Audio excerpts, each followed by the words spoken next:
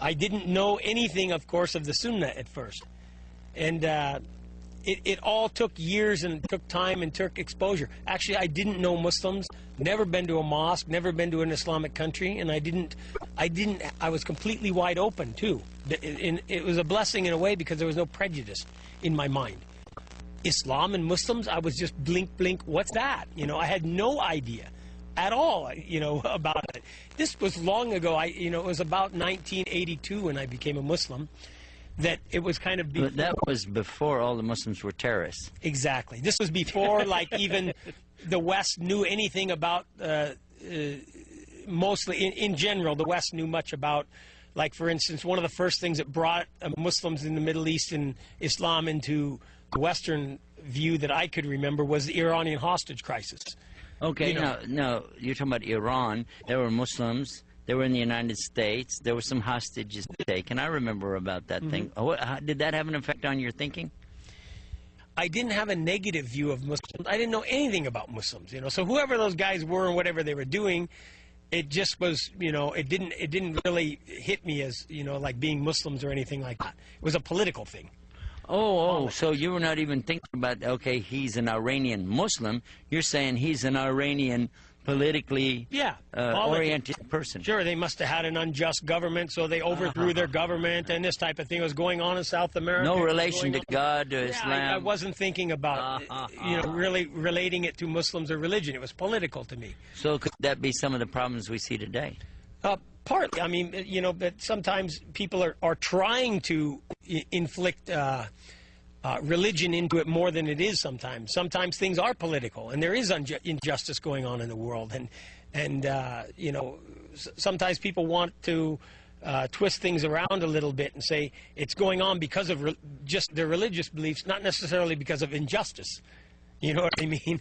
So anyway, I was wide open to different ideas and things like that. So when I read the Quran, it struck me, and I believe in its basic, clear message of there being one creator. And specifically that, like Moses, Jesus, and Muhammad were brothers in the same faith, that the religion was one with them. And they teach, in essence, the same message of worshiping the Creator alone and following the Prophet during that time, his time. So that made perfect sense to me. That was really clear, and I was living up in the mountains, and I just tried to, you know, live a good life and be a good person.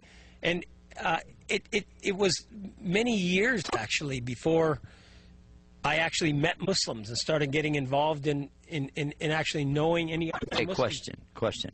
Now, you said it was many years before you met any Muslims, so I want to ask you, were you disappointed? In a way, yes and no. At first, you know, you meet people from other countries. They have different cultures and different languages and different mannerisms. So sometimes you just write it off as, oh, you know, they're just different in a way, you know. Maybe because of his culture and his language and his, you know, this and that.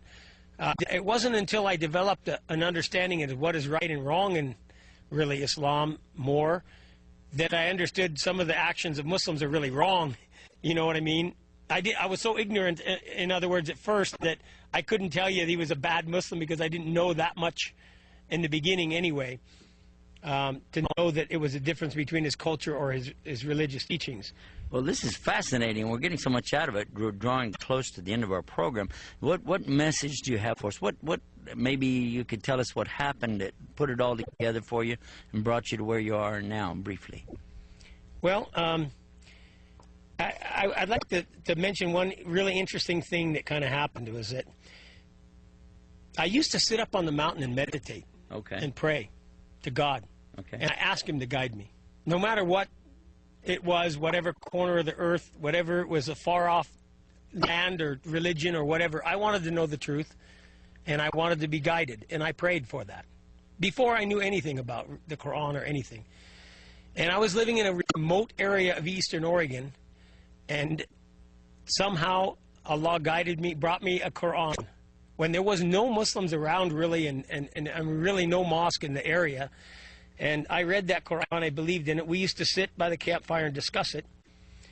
And One time we had a problem in the community. We lived like a commune, a community of people living.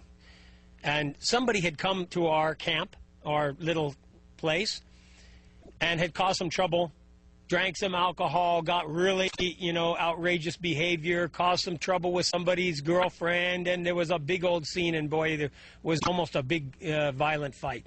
And we said, hey, we really got to find a way of solving these problems. And let's make this book and what it says our guide. Because I was believing in the Quran. And I said, let's make this, a few of us said, let's make this Quran the rule for our land. What it says is allowed, we allow. What it says is forbidden, we'll forbid. How about we do that? And when I think back of it, it makes my hair bristle almost, because we were trying to establish the Islamic law, the Sharia, without hardly knowing anything at the time. I wish we have more time. Maybe perhaps another time you'll be on our program with again. And if you want to be guided, and this is what happened to me, the same thing, just say those words, oh God, guide me.